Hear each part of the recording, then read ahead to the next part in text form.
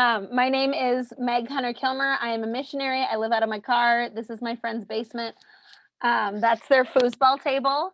So, it's like a super professional recording studio I have here. And also, one of these light bulbs keeps flickering on and off. Did you see that? That's for dramatic effect, just as like a special favor to you. So I am super excited to be here chatting with you all tonight. I'm on the East Coast, so it's 10 p.m.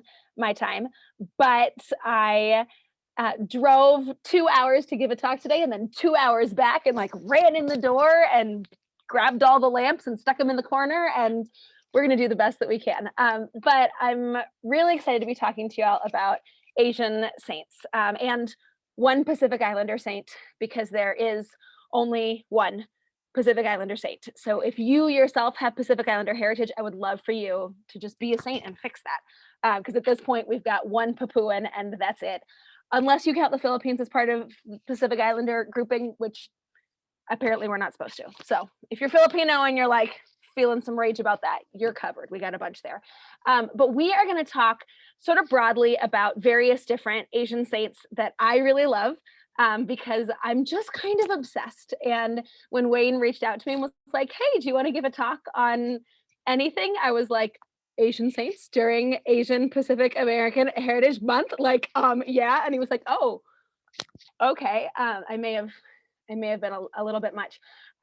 So I'm going to share just some of my favorites. I don't know if you guys are super familiar with the incredible wealth of Asian saints that we have, but there are tons and tons and tons of them. So let me try to share my screen with you. There we go. So that you can look at some of these names and some of these pictures of these different saints. All right, do you see a slideshow? It says Asian saints? Yeah, perfect. So just to like give you kind of an idea, because I talk to a lot of people, Americans particularly, of every ethnicity, who like really just know Italian saints, and maybe a handful of Irish saints and like Martin de Porres. And I'm like, okay, that's a great start. But we have an incredible wealth of saints in our church. We have saints from over 100 different countries. I sat down one day and was like, I wonder how many countries I can name a saint for. And I hit 90 just like off the top of my head. So like tons and tons of saints from tons of different countries.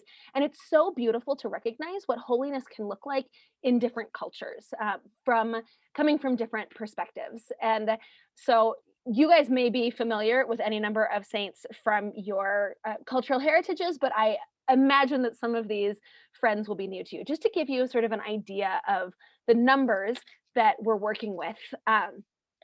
In Korea alone, there are 103 saints, 124 blesseds, and at least 252 servants of God. So this is not, yeah, right? Yeah, this is not like Augustin Xiaorong, Paul Miki, Paul Chung Hasong, and then like 4,000 Italians. Like, if we're looking at raw numbers and you take out the Spanish Civil War, I would guess that Asia has more saints than any other continent. There really are, there are just tons of them, and many, many, many of them are martyrs, which sort of helps in like pushing the causes for canonization through. But there are a lot that we know, we have a ton of information about. So I'm going to start with some Korean saints, because that is the country where like many, many, many of my dearest saint friends were from. So this is Blessed Columba Kang Won-suk.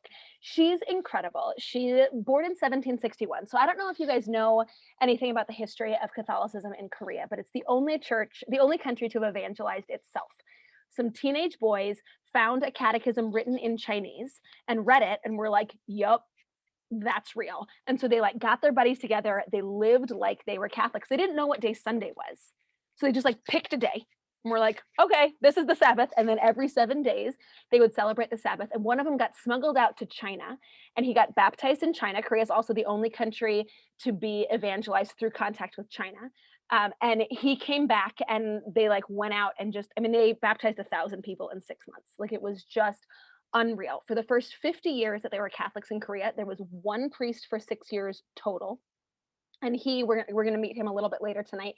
He was an undocumented immigrant from China, Blessed James Ju Wenmo. So just like the whole experience of Catholicism in Korea is really cool because it's just not, it has nothing to do with colonialism, right? Like there's no Western imperialism going on. Like you don't have the complexity of like this warfare, anything like that. So Kalimba Kangwon-suk, she discovers the gospel through contact with these boys when the gospel had first come to Korea, and she was like, awesome, this is amazing. Now she was married to a man who was widowed, and he had a son. So she's a stepmother, she's got a stepdaughter, or she's got a stepson, and she's got her own daughter, biological daughter. And she discovers the gospel and she's just transformed. And she preaches the gospel to her stepmother or her mother-in-law. And her mother-in-law is like, yes, I'm in. And she preaches the gospel to her stepson, Blessed Philip Hong Pil-ju. And he's like, yes, I'm in. And she preaches the gospel to her husband. And he's like, you are ridiculous. And this is insane. And I don't want anything to do with it. And he left her for his concubine. So here's this woman who's like turned to Jesus and her life has started to fall apart because of it. And I love this about her. In that moment, she was like, you know what? God is still working. God is still working. And she realized that in Korea at the time, it was illegal for the police to search the home of a noblewoman if it was in her name and her husband didn't live there. So she was like, oh, amnesty for the Christian community? Done. And she just like moved all the Christians into her house because the police couldn't come in. And she like started a community of consecrated women and she smuggled this priest, Blessed James Ju Wenmo, to all of these different places. And she was a catechist. I mean, she's like the heart and soul of the Christian community. And it's because she was divorced. And I just think that's so beautiful, right? Because so often our experience of struggle and hardship is like, well, this ugly thing has happened to me, and so now I'm damaged goods, right? Or like, well, I've had this pivot in my life, and I just have to figure out how to get back on track. And Kalimba Kangwon-suk was like, God is working. He is working in the struggle and he is working in the frustration. And she's this brilliant evangelist. She's converting tons of people. She like goes to the palace and converts some princesses who are servants of God. Her mother-in-law actually left Columba's ex-husband and came and lived with Columba because she was like, you're amazing and my son's a jerk. So like, I mean, just the whole thing is so beautiful. And she really spends her life making it possible for this priest to get to everybody he possibly can to give them the sacraments. And eventually she was captured, she was martyred along with the priest and her stepson. But she's this like boss babe woman, right? Who's just at the heart of the Christian community. Uh, that the whole church would have been different if she hadn't had the courage to say, Jesus, I trust that you are working, even when I don't understand what you're doing. This family is so beautiful. St. Magdalena Sun So Byuk was married to St. Peter Cho Chung Hub. They had a daughter, and then their next child died, and then the next child died, and then the next child died. They buried 9 babies in a row. And she's so beautiful. If you have experienced a lot of grief in your life, especially if you've experienced the death of a child or a miscarriage, to look at this woman who has one living daughter, St. Barbara Cho Young E, you see her 1817 to 1840, and then buries 9 babies in a row. And finally, she has her 11th child, and her 11th child is healthy, and she's arrested for being a Christian with her daughter, St. Barbara Cho Young E. They're both thrown in prison with their babies. So Barbara has um, a toddler and Magdalena has an infant, or the other way around. Magdalena has a toddler and Barbara has an infant. So she's there in prison with her 2 children and her grandchild. And she's given a choice at this point. She can look at her life with so much suffering and so much pain and say, I'm done. I'm done. Like, I watched you not save 9 of my babies in a row. Why would I still follow? Why would I still trust you? But this woman had learned how to suffer. She had learned how to trust and she had learned how to hope. Can you imagine burying 9 babies in a row and still being willing to have another baby? Can you imagine the hope that that takes? Can you imagine the trust in God? So Magdalena and Barbara are both in prison. Peter, Magdalena's husband, is also arrested and thrown in prison. And Charles Cho Shin Chol, Barbara's husband, is arrested and thrown into prison. All four of them are imprisoned. And so these two mothers with their children have to decide, do I give my life and orphan my child? Or do I save my life and protect my child? And both of them looked at Jesus on the cross and said, you are worth it. And they called family to come and take their children. And they stayed and they gave their lives. Beautiful. Also, if you are a birth mother, if you've placed a child in an adoptive home, just to recognize that they spent those months in prison knowing that they could take it back. They could take it back and they could go back and they could get their babies and they could live long and happy lives. But they trusted in the God who had suffered for them, and they were willing to suffer for him as well. All four were killed in the span of just a couple of months. And I imagine Magdalena and Peter, particularly, entering into heaven and seeing their babies again, being greeted by those 9 little ones who they had lost, and recognizing that it was all worth it. St. Columba Kim Hyo Im and St. Agnes Kim Hyo Ju, these two were sisters. And their father was very anti-Catholic, but their mother was a Catholic. And so after their father died, everyone in the family was baptized. And Columba and Agnes both made vows of perpetual virginity. So they became essentially religious sisters, but there weren't religious orders in Korea at the time. And they were ultimately arrested for being Christians, and they were thrown into prison, and they were taken before the judge, and they refused to deny their faith. And so the judge sent them back to prison, but he ordered them to be stripped and to be thrown into a prison cell with the worst of the male criminals. These are beautiful advocates for people who have endured sexual assault, because while they were, it seems, protected from the worst of these men's advances, they were in this prison cell. They were naked. They were, for 2 days, they were being tormented. And then finally, they were given back their clothes and they were taken to another judge and they were sentenced to death. And they stood there and they waited for their sentencing. They accepted. And after they were given their sentence, Columba was like, okay, I accept the sentence of death that's been handed down to me, because those are the laws of my country and I knew that I had broken them. But whether she is a commoner or the daughter of a nobleman, no woman should be treated the way that I was treated. The laws of our country do not allow for that type of assault, and I object to them. And the judge, who's a different guy from the one who had sentenced them before, was horrified to hear what had happened, and he punished the judge and the guards who had inflicted it on him. But I love these two women. I love these two sisters standing there together. I love Columba, who, having been assaulted, stood her ground and brought charges, right? Who pointed out what had happened, who brought her accusers to task. And I love Agnes, who couldn't. I think that there's such a beautiful witness for men and women who experience sexual abuse and sexual assault. Columba, to stand beside you and say, hey, you can do this, right? You can bring charges. You can tell people what happened. You don't have to be ashamed. This is not your fault. And Agnes, who stands beside you and says, but you know what? If you can't, that's okay too.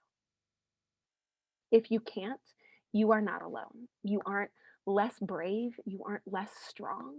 You are still loved. It's such a gift.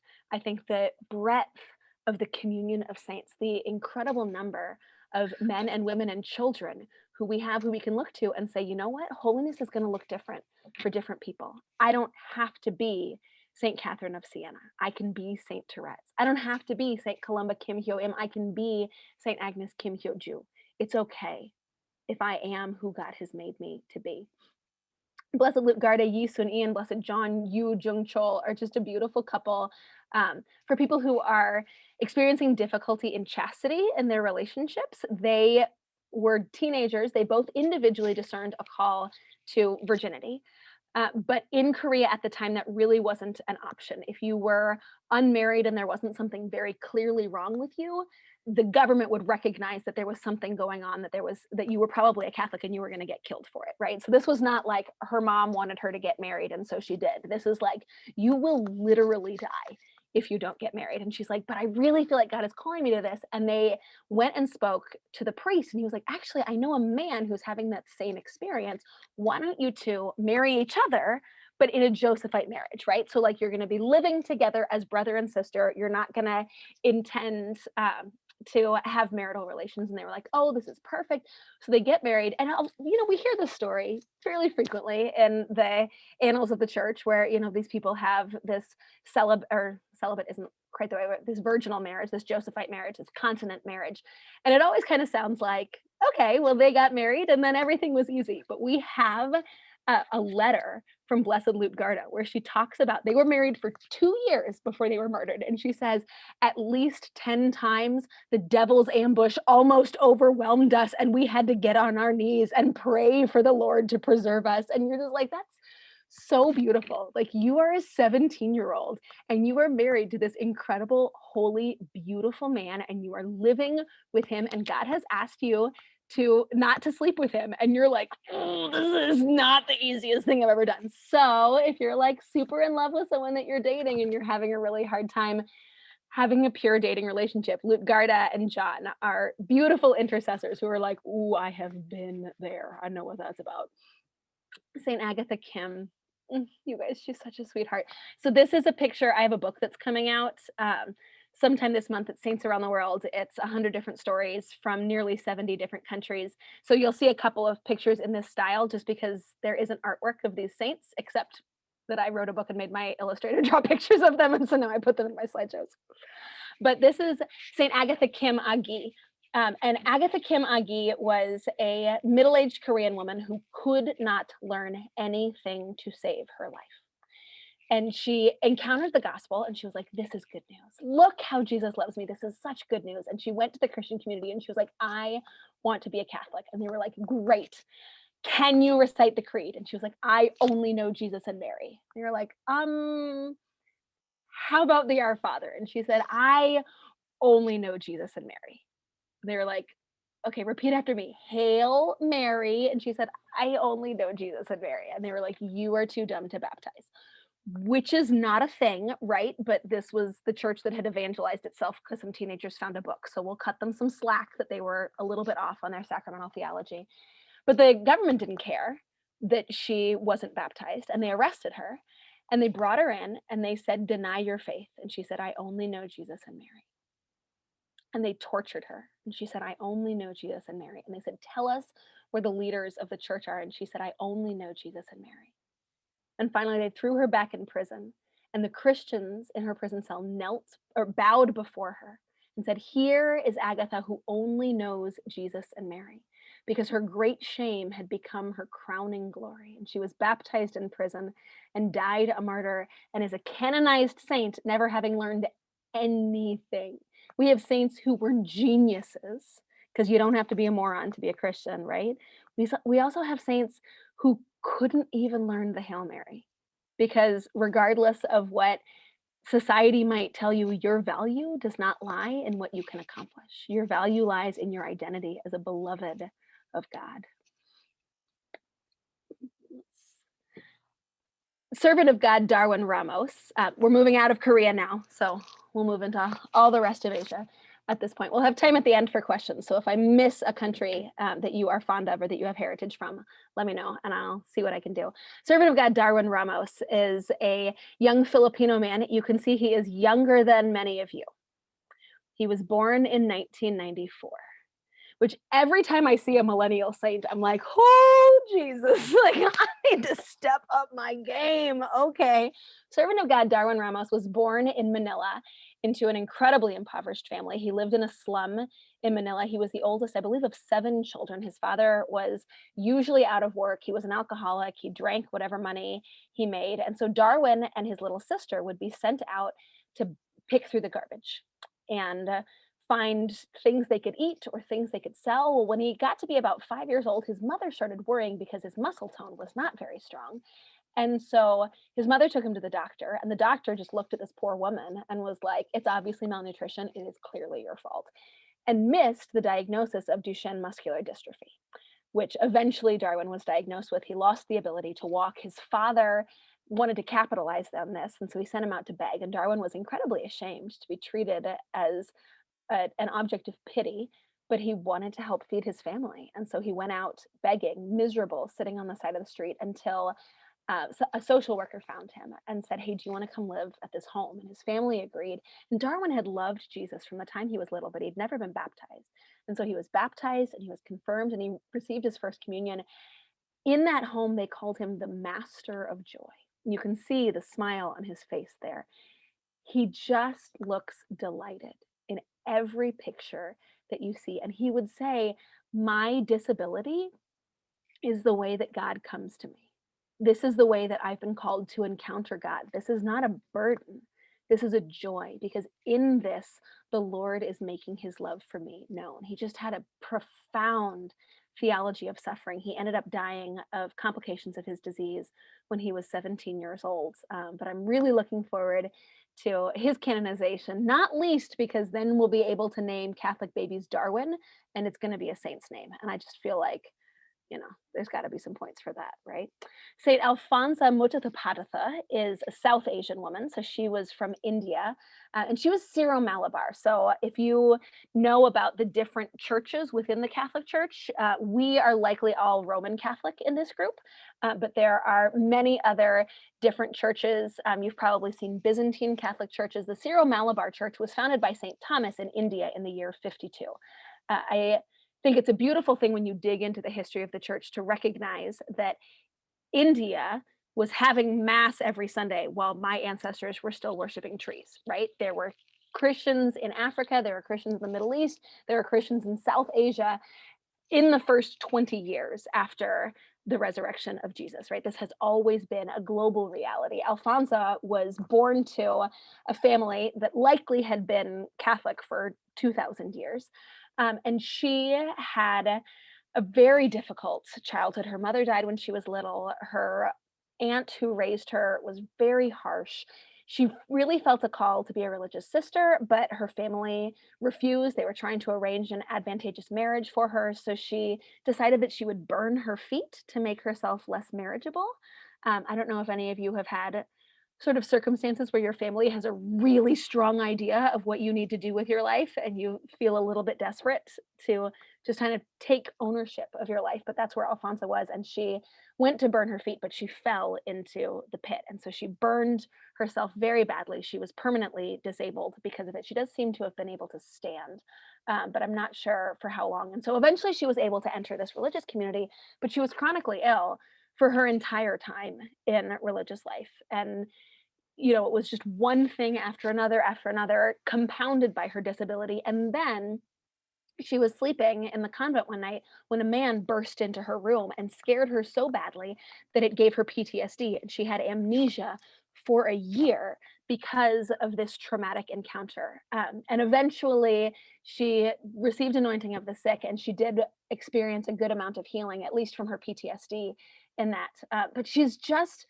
beautiful. You can see she didn't live to be very old. But I love the fact that she never considered herself a burden, not in her disability, not in her chronic illness, not in her post traumatic stress disorder. She knew that she was a gift and that her struggles and her difficulties did not diminish that. She understood, I doubt that she could have used the language post traumatic stress disorder, but she knew that it was not her fault, right? That having had a traumatic experience, she wasn't to blame for the fact that she was dealing with mental illness after that. And that, we have any number of saints, many, many saints who we can say this person probably experienced mental illness, but a growing number where we can say this person had a diagnosed mental illness and sought psychiatric treatment and took medication and went to a therapist, because mental illness is not a sign of a lack of faith.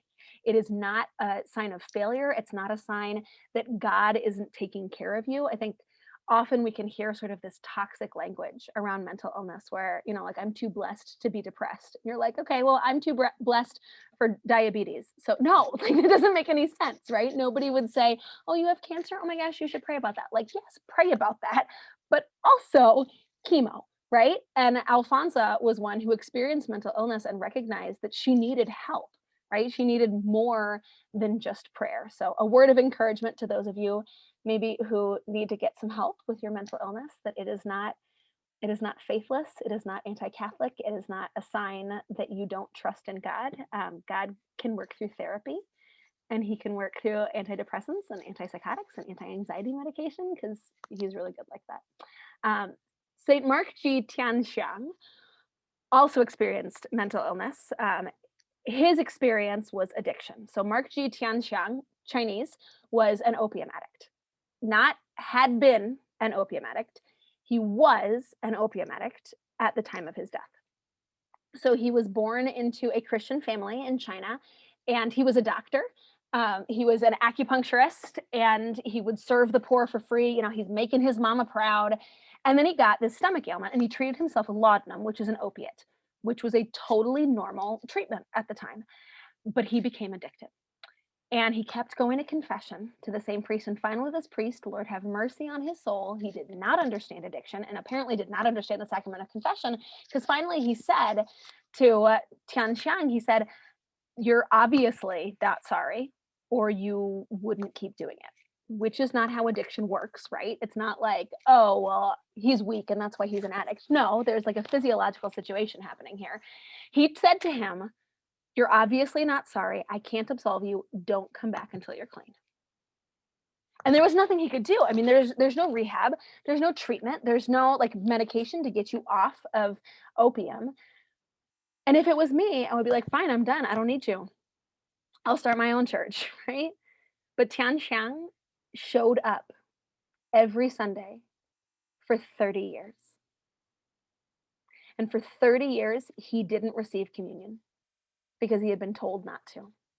And for 30 years, he prayed that he would die a martyr because he was convinced that was the only way that he could be saved. And in 1900, during the Boxer Rebellion, the rebels were rounding up westernized Chinese, particularly Christians, and they went to his house. And I'm sure that his neighbors were like, please, that guy can't go 6 hours without a hit. He's not going to stay strong for Jesus.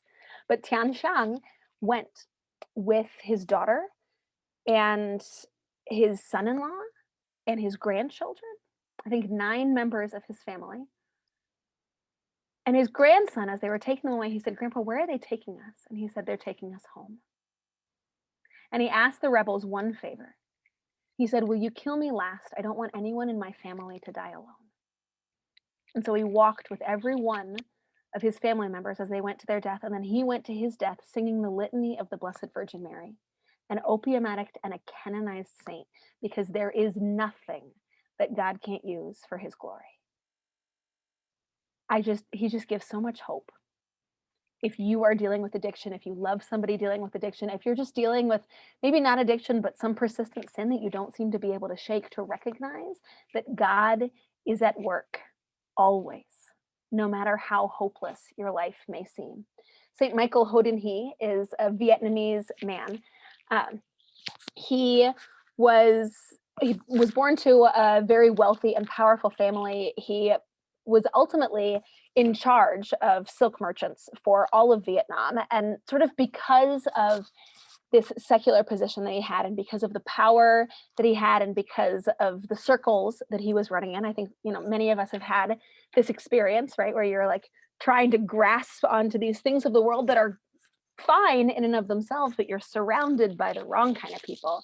And, he would be expected to go to these pagan ceremonies, and so he would go, and like maybe he didn't participate, but maybe he did participate, and it just kind of kept chipping away at his faith and at his virtue. He was a Catholic man. He had been raised a Catholic, but he was away at court, and before long he had a mistress, and he had 3 children out of wedlock.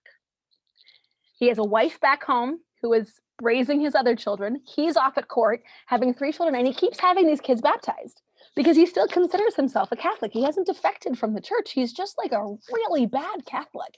I just find a lot of hope in that. This guy who's like, I do still believe in this, but like, she is so pretty.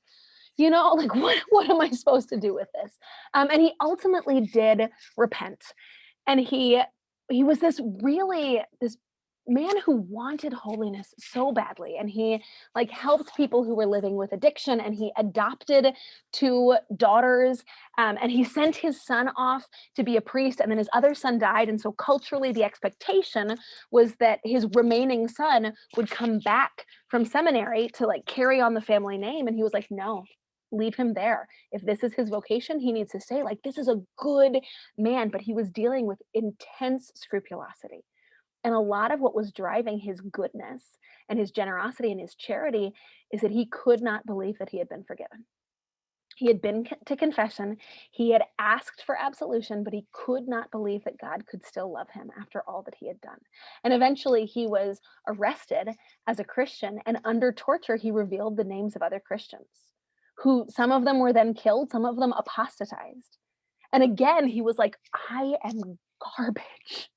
Right? Like, how could God possibly love me? And so he's there in prison just thinking like, I'm the worst. Like, all I am is a piece of trash. And I just love his struggle with scrupulosity. And I love that God was so faithful to him in that, because here he is, he's preparing to be martyred, right? So he knows like, I'm a squeak in by the skin of my teeth. Like, I'm getting martyred. It's not like I'm going to hell, but he still couldn't get over his feelings of guilt and shame for his sin. And God is so merciful that he sent a priest undercover into the stronghold of the anti-Catholic Vietnamese government, because this man needed that consolation. And finally, in that act of mercy, he was like, I never could earn this. I never could deserve this. And he found peace. And he went to his death in such peace. It's great. The story, he's like walking up to the place where they're going to kill him. He's like, hang on, let me fix my hair. So he like fixes his hair and smokes a cigarette. And then he like gets a last minute absolution from 2 priests who are in the crowd, and he gets killed. And you're just like, this is not the same man who was just trying to earn his salvation 2 weeks ago. He's like, hang on, let me just smoke a cigarette real quick before I get killed. Just a beautiful witness of the peace that God can give when you're dealing with that kind of shame and guilt and scrupulosity. Blessed Paul Tao Shang, that's pronounced Tao Shang. He was a Hmong young man who lived in Laos, and he was raised in sort of this animist background. But when he was 9, he encountered these missionaries, and he was like, this is true. I want to be a priest. So he's 16 years old. He asked to be a priest. They're like, we will send you to seminary. We're going to have to baptize you first, but like, we can make that happen. He goes off to seminary, and while in seminary, he discerns that that's not his vocation. And so he comes back after a year, which I love, because I think a lot of times when you try out a vocation and discover that that's not where God is calling you, it feels like a failure or like a rejection. And Shang's just like, nope, tried it, not right. And he goes out to become a catechist. And so he goes with this priest who doesn't speak any Hmong. And so Shang is doing all of the work, and he shows up, and you can see in this picture, like, he's a good looking man, right? He's a good looking man. He is well dressed. Those 3 silver collars that he's wearing are like actually made of silver. So when he walks into this village, they're like, who is this dude? They actually were like, is this the king of the Hmong? Like, why is he so handsome? And he was like, no, but I'm here to tell you about Jesus, who's the king. And they're like, okay, we've heard about Jesus. And we heard that if you love Jesus, you can't eat pork and you can't drink beer. And he was like, great news, pork and beer, which I feel like is a big selling point of Catholicism, you know, depending on like your Seventh-day Adventist background or whatever. When someone shows up and is like, you can have Jesus and pork, people are like, yes to that. So, but he starts preaching, and he's such a brilliant evangelist that people didn't leave. He preached for 3 days and 3 nights. I mean, this sounds like legendary stuff. This is 1955. Like, this is not that long ago. And he has, by the end of 3 days, he's got 400 people signed up to be baptized. And so he's just this brilliant evangelist. Everybody loves him. He's lively, he's outgoing. But the Western missionaries who were in charge were suspicious. And honestly, probably some of it was racism, that they were like, how come he's so good at this and we're not? Like, obviously there must be something wrong with him. They were like, he must be like not telling the whole truth. Or maybe he's like, you know, not telling them about like chastity laws. They were like, obviously this guy is dicey. And then they were like, ooh, those girls really like him. He's probably doing something wrong. So they went to him and they were like, you can't be a missionary here anymore. And he was like, but I'm about to propose to that girl. And they were like, nope, you're leaving. And he was like, but I'm in love with her and I'm about to propose. And they were like, nope, you're leaving. And he obeyed. And he's like leaving town weeping, and everybody else in the town is weeping, and he goes back to his hometown and he's like ready to get married, but like there's no girls there, and he's not allowed to go back because of these like ridiculous white men who were telling him what he could do with his life. And he lost faith in those men, but he did not lose faith in the church. He did not lose faith in Jesus. And I think for a lot of us who have been hurt by generally men, but also women who are the face of the church, who have been wounded maybe by direct experiences of clerical abuse, or maybe just by what we've heard reported, to look at this young man who is able, his life having been essentially ruined, to say, God is still good. And this is still my church, whatever those men might say. And there was a priest, an Italian priest, Saint Mario Borzaga, who saw what had happened to Shang, and he was like, "This is not fair, and this is not right." And so he was like, "Do you want to come with me? Do you want to come evangelize again?" And Shang was like, "Fine, fine, we'll try it." And they went out on this mission, and they were attacked by communist rebels in Laos. And they looked at Shang there with this Italian guy, and they were like, "Hey, bro, like you can go. Like you're one of us. We're not interested in taking you." And he looked at them, he said, "No, where he goes, I go, and where he dies, I die." And that he was able to look at this man who represented this religious order that had taken everything from him, and to say, "I will not abandon him. I will not betray him the way that they betrayed me." Just so beautiful. And he was martyred there, only 19 years old, there in the jungles of Laos. Really such a gift, I think, especially for people who felt like they had the world at their feet. You know, you were going to be so successful and so talented, and everything kind of fell apart. To look to this man and to say, God is still working in that. Blessed Peter Towroat, he's our one Pacific Islander. He's from Papua New Guinea. I'm going to speed up a little bit because I want to get through as many of these as I can and give you guys a little bit of time to ask questions. And then if people need to go at whatever time is 15 minutes from now at 8, people can go, but I'll hang around and talk about saints for as long as people want to. Blessed Peter Towroat was a Papuan man. He was married. He had 3 children. He was a catechist, and he's living in Papua New Guinea during the Japanese occupation in World War II.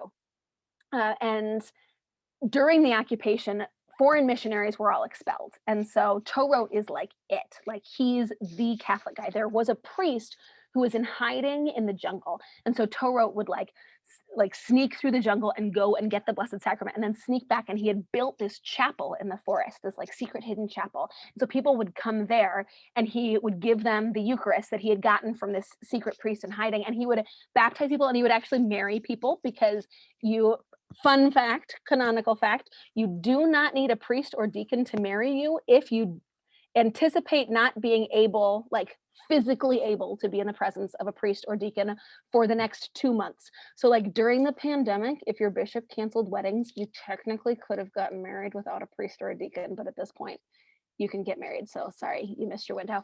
But he was like celebrating weddings, right? Because the church understands you can't just be like, sorry, there's no priest, you can't get married forever. He ended up being martyred for his stand on behalf of marriage, because the Japanese conquerors were really trying to separate these Papuans from their allegiance, essentially, to the missionaries who had come to them, who were allied powers as opposed to Axis powers. And so they're like trying to divorce them from the gospel. And they were like, hey, what about polygamy? So they start really like advancing the cause of polygamy. And Peter Towroat was like, no. And like one guy like kidnapped a woman so that he could take her as his second wife. And Towroat like went and kidnapped the woman back and saved her. Like he's kind of a superhero. But he's taking this stand against polygamy, and he basically got a target on him. And on Christmas Day in 1945, he was in his garden picking vegetables to give to the occupying force as a gift for Christmas, when he was arrested, and he was put in a prison camp and ultimately poisoned for his stand on behalf of marriage. His wife came and met him in the camp and was like, please just stop. And he was like, I can't be unfaithful. Oh, okay, we don't have time for me to tell you this guy's story in the way that he deserves, but this is my best friend. This is Blessed Peter Kasui Kibe. He is Japanese, born to a Japanese Christian samurai family, uh, educated by Jesuits. When he finished school, he asked the Jesuits if he could enter, but the Jesuits were mad racist. And there's like half a dozen different stories I could tell you right now that are like, this guy was super holy and asked to become a Jesuit. And they're like, you're brown, you're Japanese, you're Chinese, nope, and wouldn't let them join. But Peter Kibe was like, I actually don't care what you think. So he volunteered with them for 8 years, thinking like maybe they'd get over it. They did not get over it. They get kicked out of Japan in 1614, and he was like, well, I'll come with you. So he went to Portuguese Macau, which is, was China. Even then, the Portuguese didn't understand that. Portuguese Macau, which is in China, and he went to the seminary there, and they're like, yeah, we just don't ordain Japanese people. And he was like, okay. So he went to Goa in India, and they were like, yeah, we don't ordain Asians at all. And he was like, oh, okay. So you can see the squiggly line is where he walked. So everything else is sailing, but I couldn't get the lines to go the right direction. He walked to the Holy Land because he was like, while I'm on this side of the planet, might as well go to Jerusalem. So he walks 3,700 miles, and then he makes his way to Rome, convinces them to ordain him, goes, and he's like, I'm going back to Japan. And they're like, they're going to kill you. And he was like, don't care. They need priests. So it takes him 8 years to get back to Japan.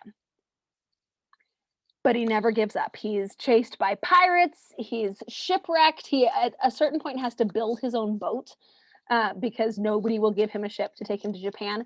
From the day that he asked to be a Jesuit priest until the day he returned to Japan, a Jesuit priest, was 24 years. All the while knowing he was on his way to torture and certain death. He lived as an undercover priest for 9 years. Has anybody seen Martin Scorsese's film Silence by Shusaku Endo? The book is incredible. The film is incredible. You don't have to agree with Scorsese's weird catechetical point at the end where he thinks that apostasy is okay to know that it's a beautiful film. So Liam Neeson's character, actual historical personage, when Kibe is captured, Liam Neeson comes in and like tries to convince him to apostatize, and Kibe's like, nope. He actually said to him, let me hear your confession and then come and die with me. And Father Ferreira, Liam Neeson, was like, I can't do that. So Kibe was tortured and ultimately killed. And when they killed him, they said, this is the man who will never say I give up. Blessed Peter Kibe, the most determined man on the face of the planet. Saint Gonzalo Garcia was also denied entrance to the Jesuits because they were racist. He's the first Indian saint. So interestingly enough, you guys know Saint Paul Miki, right? He's celebrated February 6th. Saint Paul Miki and Companions is the first Japanese saint, the first Korean saint, the first Indian saint, the first Mexican saint who were all crucified next to each other. So cool, right? I mean, like, not the crucifixion part, but just like that image of the universal church, right? Also, there were some European guys and a bunch more Japanese guys, but those four first, right next to each other. Gonzalo Garcia's father was Portuguese, his mother was Indian. He tried to enter with the Jesuits. He's this like brilliant evangelist. He learned Japanese. He's raised in a Portuguese fort in India. So he's like super Western, but he learns Japanese and he goes out. He's this incredible catechist and evangelist, and he tries to enter the Jesuits, and they were like, nah, like we can't. And at this point, you're like, look, dude was raised speaking Portuguese. His dad's Portuguese. This is clearly not a cultural thing. Like it is just because he's brown. And so he went and entered the Franciscans instead, and he went back to Japan, and he was a missionary all throughout Japan until he was killed with Paul Miki and the rest of the companions. Blessed James Ju Wenmo is the priest that I mentioned earlier in Korea. So he was born in China, and he was smuggled into Korea so that he could serve as their priest from 1795 to 1801. He is, I think, really beautiful because, I mean, for many reasons, but my favorite thing about him is that he is an undocumented immigrant. And the reason it was illegal for him to be in Korea was because he was from China. It's not because he was a Christian, it's because of his country of origin. And he recognized that under certain circumstances, it is okay to break immigration laws for the salvation of souls and for the protection of human life. So Gonzalo Garcia, who we just mentioned, was the son of an immigrant and then himself immigrated to Japan. James Zhu Wenmo was an undocumented immigrant who was ultimately killed for entering Korea, but was the only priest that they had for almost 50 years, and knew that he was giving his life. But he also knew that the people of Korea, the church was worth it.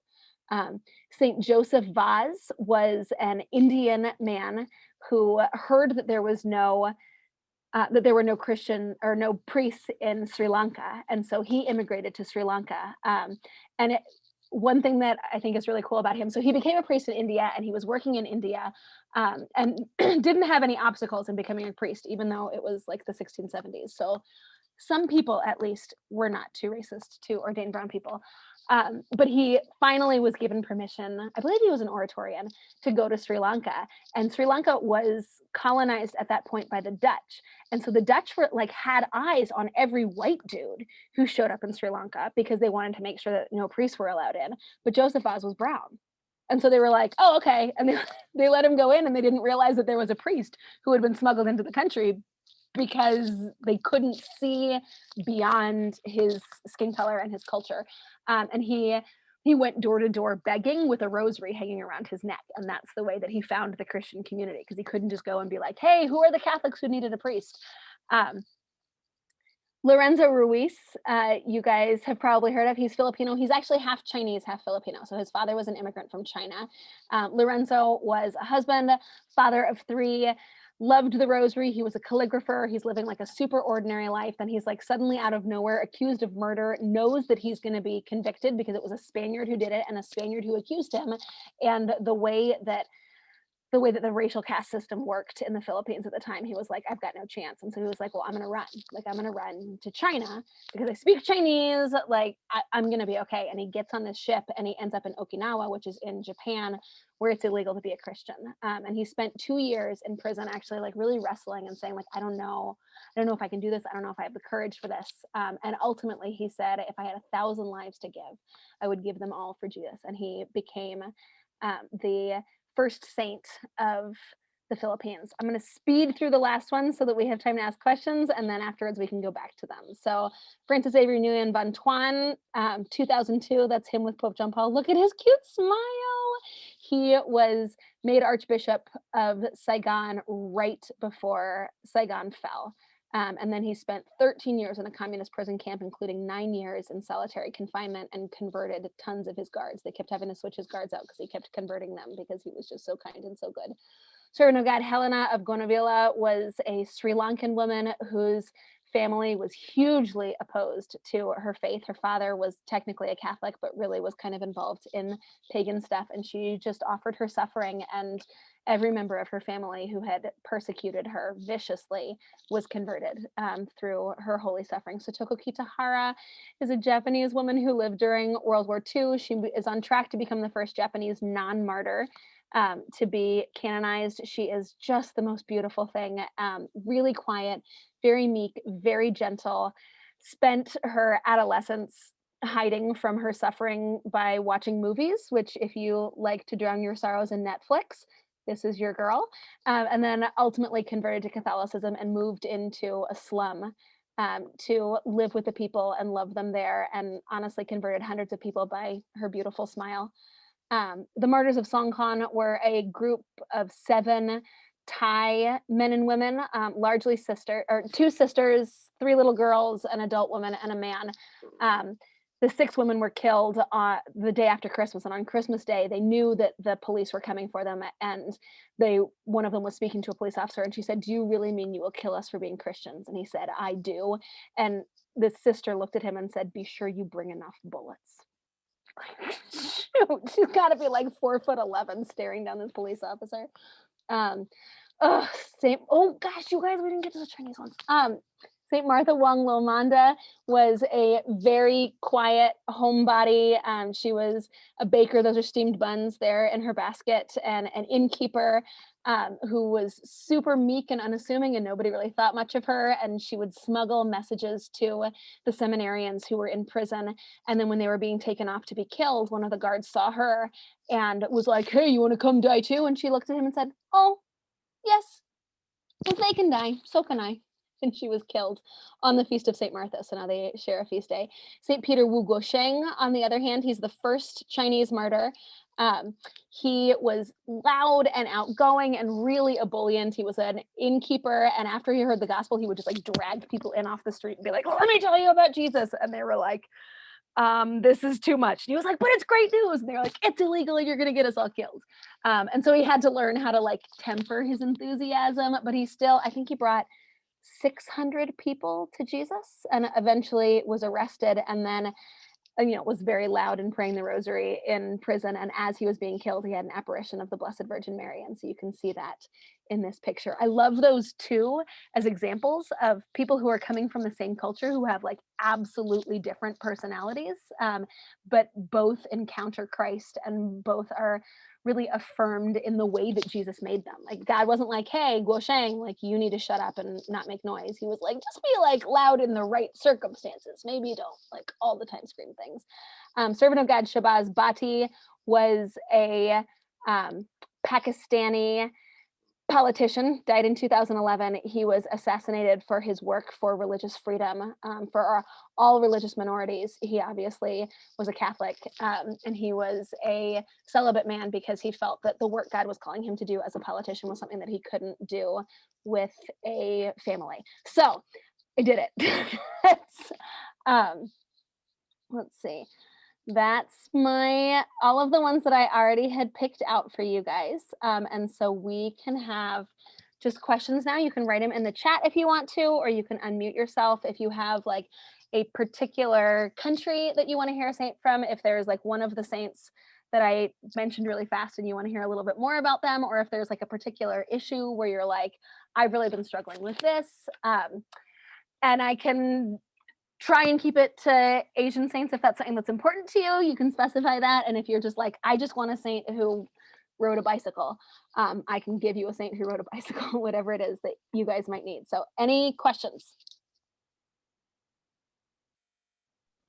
Yeah, Meg, I was actually curious about your background and how you became interested in all of these amazing saints. Thank you so much for sharing your knowledge with us. Yeah, my pleasure. So I was raised Catholic. I had a conversion when I was 13 and really came to love Jesus, but was not into the saints. Was kind of like, did some research, checked some apologetics, was like, okay, that is not pagan. So if y'all need saints, y'all go ahead and you do your saint thing. That's fine. And I think it's because the saints' stories are told so badly. I mean, people make them so boring and also not about Jesus, And so it's like St. Francis snuggled a bunny, and you're like, he was also the most Christ-like man since Christ and the first known person to have the stigmata. So like, you can maybe do this better. And then probably 7 or 8 years ago, I ran across the book Modern Saints by Anne Ball. I don't know if anybody has read that, but she's a good storyteller. And historically, Catholics are good storytellers, right? Like we're also good at art and music, which, hit or miss these days with Christian art and music and films.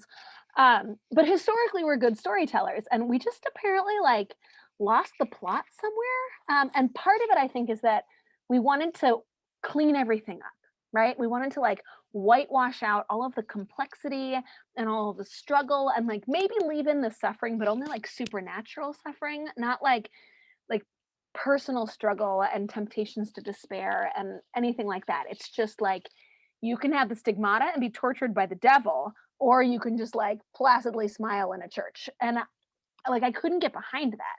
And I couldn't get behind these images of just sort of like blank vanilla holiness. And then I began to discover stories of saints that were alive, people who had idiosyncrasies and who had like real passions for things other than Jesus, people who were just like really amazing pianists or who really loved watching movies. And you're like, oh, okay, so you're real people. And then seeing people whose parents were never married or who had children out of wedlock. And I just began to see the way that these stories could speak into people's lives and say, hey, that thing about you that you think makes you ineligible for God's love, that is the way that he is going to speak his glory to the world. And so I started to read these stories and get excited about the stories. And so I started telling the stories, but then it was another minute, I think, before I realized that the saints are people, right? That they're people who are alive and who care about us, who like really want relationships with us. And a huge thing for me. So I said my best friend is Blessed Peter Kibe. I have two best friends. And one of them, like how you have your friends who fill different roles in your life, right? And like, so I've got my one best friend, Blessed Peter Kibe, who's like, hey, suck it up, get up, stop feeling sorry for yourself. This is not a pity party. I walked 3,700 miles. Nobody feels bad for you that you have to walk up half a flight of steps to go to church, right? And my other best friend is Saint Barnabas, who's like, oh, honey, it is hard. You're right. It is hard. It's just like, I'm going to give you a little bit of hug, but like now we really do have to walk up the stairs, So Barnabas is St. Paul's best friend from the book of Acts. And he's called the son of encouragement. And he's just so beautiful because Paul was like a disaster, like an intense, emotional, loud, ridiculous mess with a very ugly past. And when he was like, I'm a Christian, all the apostles were like, ooh, like, first of all, maybe you're not. This might be like all a plot. And second of all, like, ooh. And Barnabas was like, nah, y'all, this is my guy. And he traveled with him and he loved him. And like, I'm a lot like St. Paul. Like, we have the same personality, we have the same life, right? And just knowing that Barnabas loved Paul, I was like, oh, Barnabas loves me, and not in just sort of like a generic, I love all Christians. Like, I really think he's very personally attached to me. And he might not care that much about you. Like he loves you in like a I love everybody kind of a way, but there are saints who love you who aren't that into me, right? Because these are relationships and these are friendships. And so I was praying on his feast day a couple of years ago, and I was just overwhelmed with how much he loves me. I started to weep in the chapel. I have never in my life felt that loved by anybody but Jesus Christ himself. And it was just this glimpse of how much the saints love us. And I began to realize that one of the roles that God has given me in life is introducing people to the saints who have loved them since before they were born. And sometimes, like, you'll tell me what's going on in your life, and I'll be like, oh, that's like this saint. And you'll be like, oh my gosh, I love that. And sometimes I'll just be like, hey, I think I need to tell you about this super random saint who I don't think has anything to do with you. And you just start to cry. And I'm like, never mind. Apparently he has a lot to do with you. And sometimes people are like, yes, oh my gosh, I didn't tell you, but actually this, and this. And honestly, sometimes people are just like, I don't know. I don't know. It's right. My 8-year-old niece, Mary Claire, loves Blessed Marie Clementine Anwarite Negapeta. Loves her. She is a Congolese nun who was murdered by a revolutionary.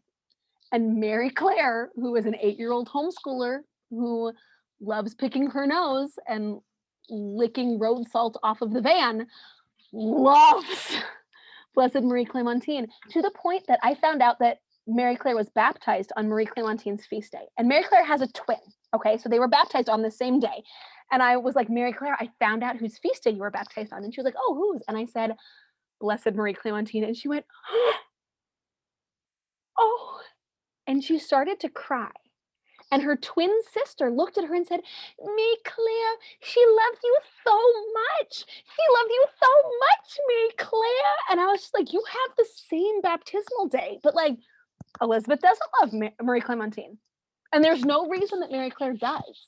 It's just that Marie Clementine loves Mary Claire and Mary Claire loves her. And like, sometimes friendship just is that way. And so just recognizing that it's not just about the story and it's not just about the example and it's not just saying like, hey, there's hope for you in addiction and mental illness and chronic illness and divorce and all of this. It's also just like, you have friends that you don't know yet. And I want you to know them. So yeah, Nathan says, good saint, tough saint roles. I need a little bit more explanation if that's a question.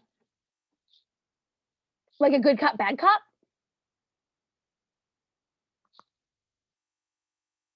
I don't know. Nathan can type out an explanation if he wants to give more explanation. Does anybody have any other questions?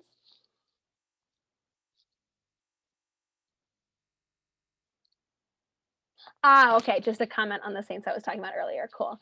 How did I do all the research for these saints? So, Google, but I just, like, I get a little bit obsessed, and then I just want to know everything, and then I just find out everything, and then I go and I, like, so Saint Mark Ji Chuanxiang, love him, right? And I discovered, I was like, oh, optimatic saint, cool. So I like Googled Mark Ji Chuanxiang and I like learned everything there was about him in English. And I was like, there's got to be more. So then I Googled him in French, and then I Googled him in Spanish, and then I Googled him in Italian. And then I found the Chinese characters and I Googled him in Chinese. Well, I guess it's not obvious. I do not read Chinese, but Google Translate can give you a pretty good sense of what's going on if you already have like kind of a framework. So sometimes I'm like in languages where I'm like, I literally have no idea if any of this is right, but let's just hope. Um, Part of what drives me in the Googling is I regularly do a saint a day for different heritage months. So right now on Instagram, I'm doing an Asian saint a day. This is the second time through. So if you go on my Instagram, Meg Hunter-Kilmer, you'll see on the highlights, there's Black saints and Asian saints and Middle Eastern saints and Indigenous saints and Latino saints. And so you can go and look through those highlights. And so like every day this month, I'm just like, well, I need to find another saint. And I like try and branch out because there's a ton of information about the Korean ones. There's a good amount of information about the Chinese ones. I found one really solid book about the Vietnamese ones, but I'm like, you know, there's more to Asia than China, Korea, and Vietnam, as you guys know. And so like trying to dig really deep and find saints from Laos and saints from Bangladesh. I'm going to be sharing about one from Bangladesh soon.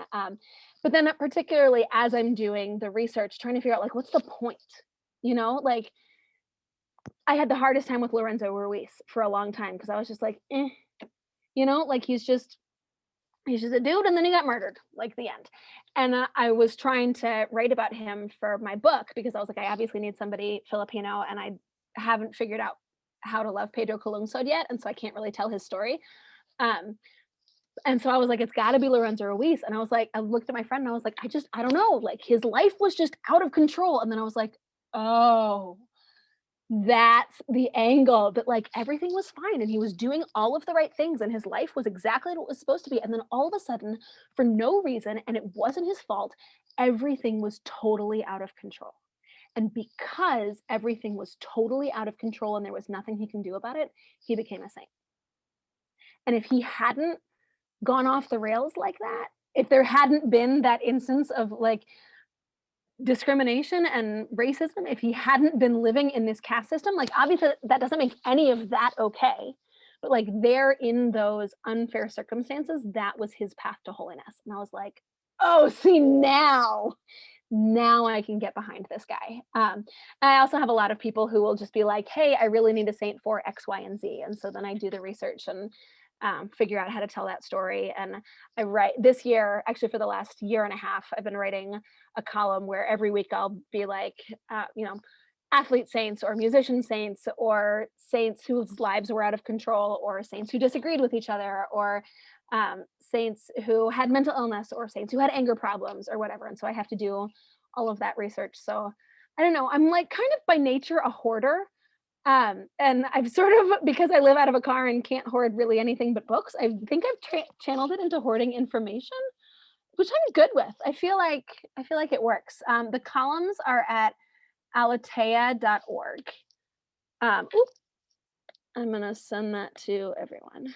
So if you search for me on there, you'll find all of those columns. And I've got the children's book that's coming out this month, which it is a children's book because it has beautiful illustrations, but I would be very surprised if you know more than 15 of the 105 saints who are in this book. So you should get it anyway, just to read all about them. And it's really beautiful. It has like a map.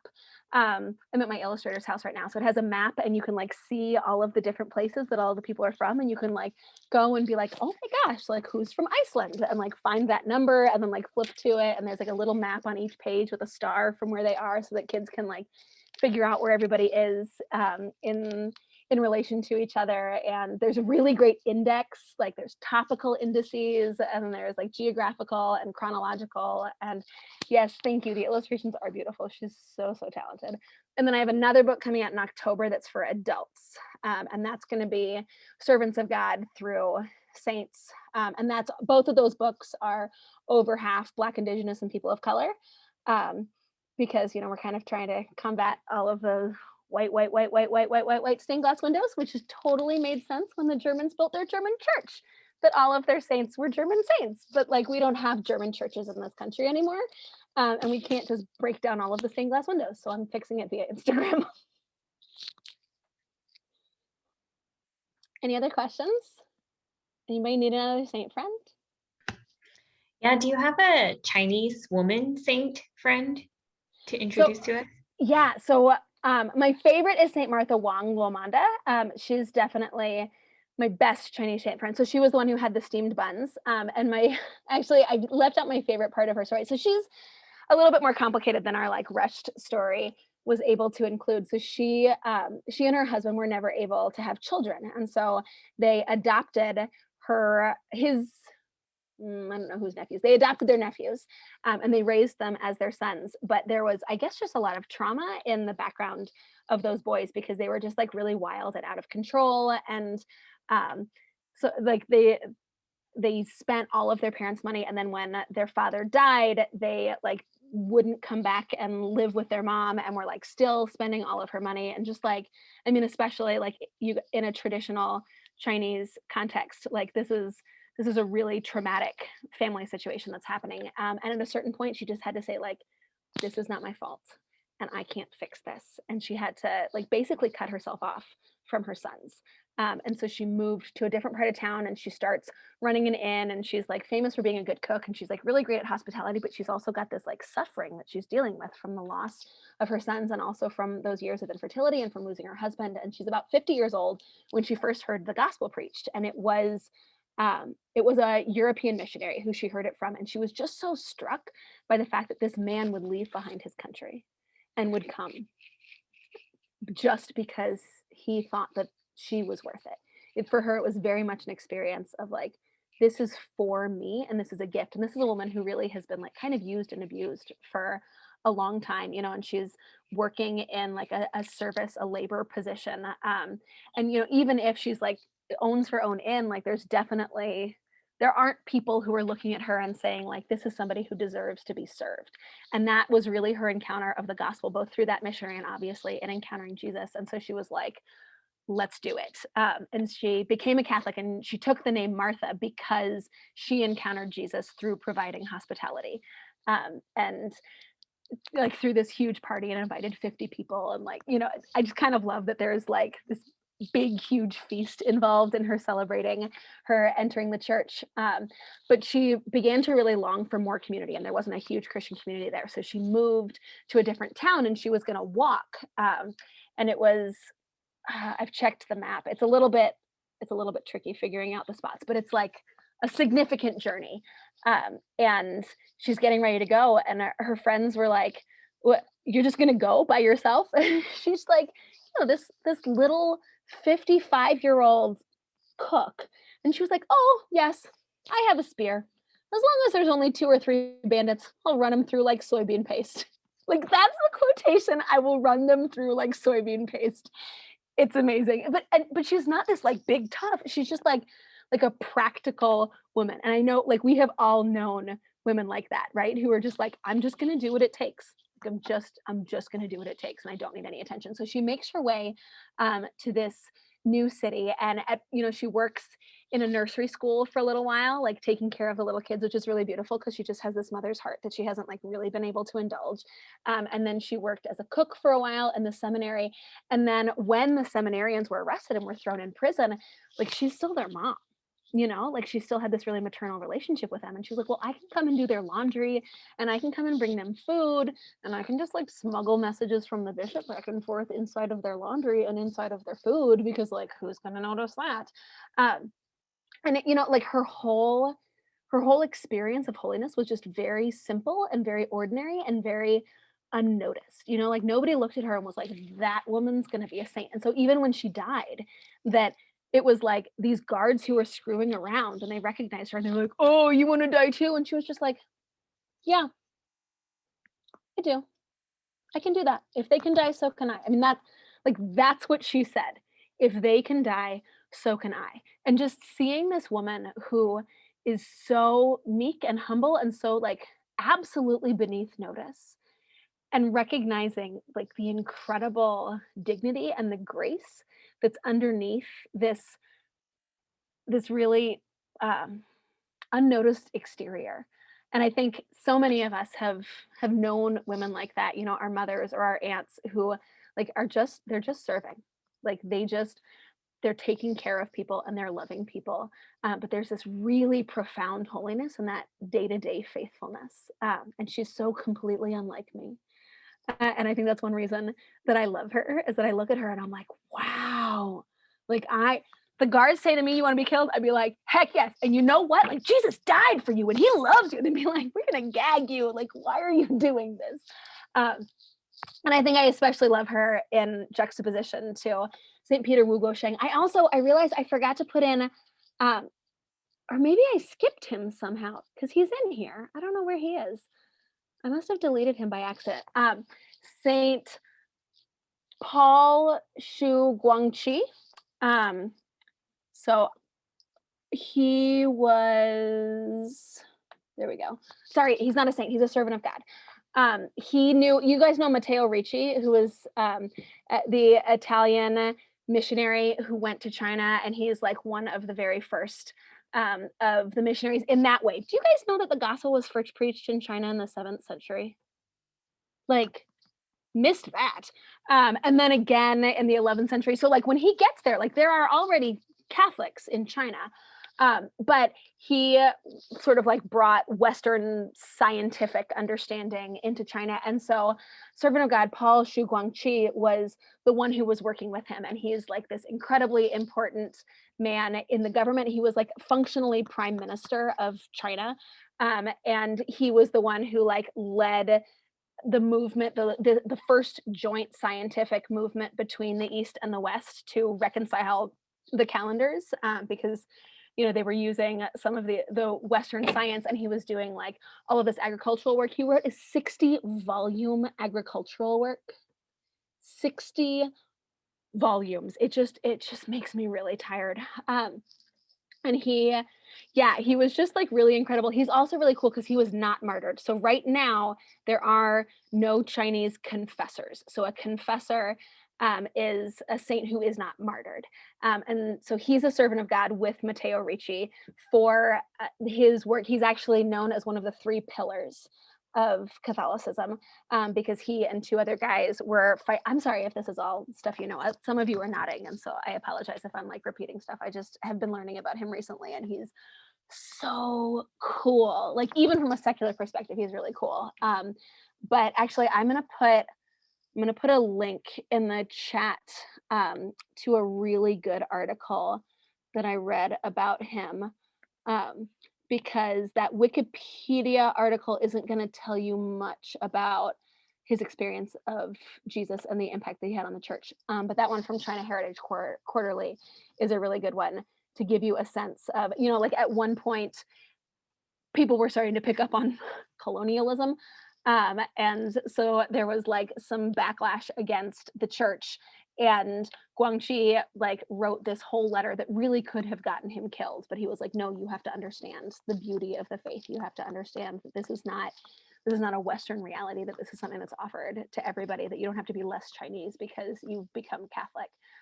So he's really cool. And there's a bishop in China who I think he's got to be dead now because he was like 90 something in 2008, but he was a bishop for the Chinese Catholic Church, and so he was not approved by Rome um, in like 1953 or something. But then he spent like decades in a Chinese prison, and then eventually he was released and he was approved by Rome, and he was the one who was like leading the charge for the canonization of Shu Guangqi. And so like he's the one who wrote that article, so you can learn a little bit about him from there. But he just seems like a really interesting person, and I'm hopeful that there'll be a cause of canonization for him, because like that trajectory of, you know, belonging to the Chinese National Church and doing that time in prison, and yeah, he seems very, very cool.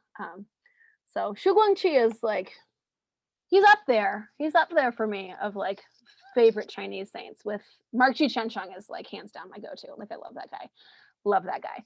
And a lot of people love that guy. But Shu Guangqi he's pretty cool. I'm saying his name right, yeah? I watched a video.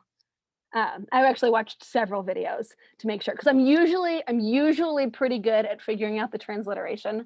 But I wanted to get that one right, because I was telling people how to pronounce it. Usually I just let the white people guess. But this one, I was like, you guys are going to be like Zhu Quanqi? Like, I can't. Like Tianxiang, you would think anybody would be able to look at Tianxiang and know how to pronounce that. But people look at it and they're like, well, I don't know how to say that. And I'm like, well, just say it. I don't know. Like, just make the sounds of the letters that are on the page. But that can be very difficult for people who are unfamiliar. And so I'm trying to learn that you have to help people with the things that you think would be intuitive. They're not always intuitive. So Guangqi, there we go. Other questions?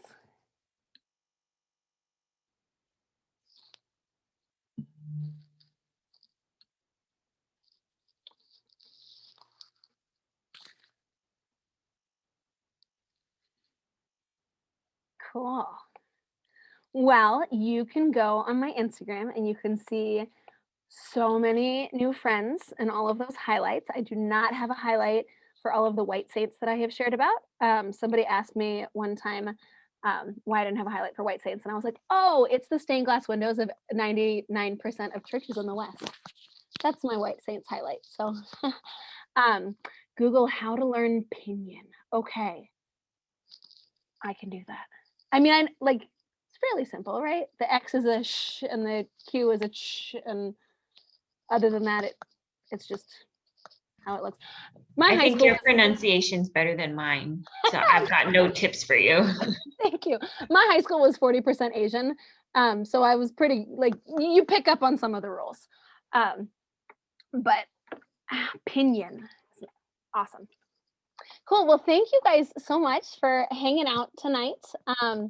You can follow me on all the social media, and if you see that I am wherever you are, I would love to hang out and give an in-person talk. I am fully vaccinated now, so I'm about to start living like a regular person again. Love that.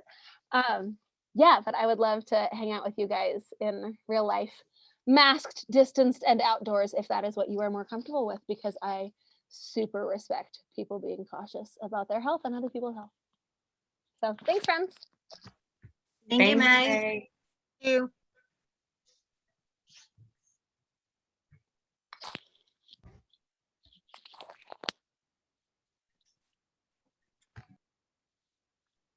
All right, guys. You mind to turn on your camera for a second so we can take a picture? Okay.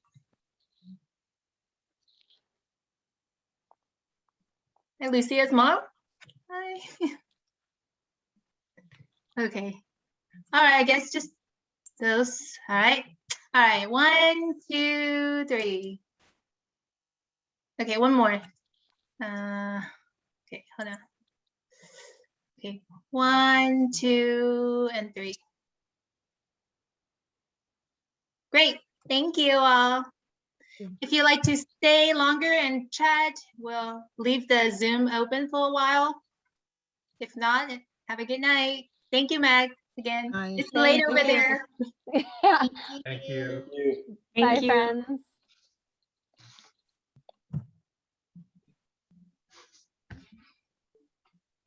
Good to see everyone. Nice to see you. See you guys. I learned so much. Thanks for putting on the event. Thank you. Thank you. Thank you. Yeah, of course. Yeah, of course. I feel like I know, I really know many of those Asian things, especially like their stories, and now like I have know a lot of more stories of those things. Mm. I don't even know those names. Like before, I only know like a Renzo, I guess. Yeah. The only Yeah. one. Yeah. Yeah. Yeah, I'm gonna need that children's book. So I an want original. all of the Thank you. illustrations. They're so cute. The one with the buns. Yeah. The buns, yeah, really. I was like, oh, but now I found out why there was a spear in the background. She's Like gonna the make bean paste. Is that what it was? Yeah. Yeah. You know, they say like, oh, it like cuts like soft like butter, and it's like, yeah, like bean paste. All right. Well, I'm gonna head out, but have a great evening, folks. Yeah. Good night, guys. Good night. Good Good night. night. Bye. Good night. Good night, Bye. everyone. Bye, everyone. Bye. Good night.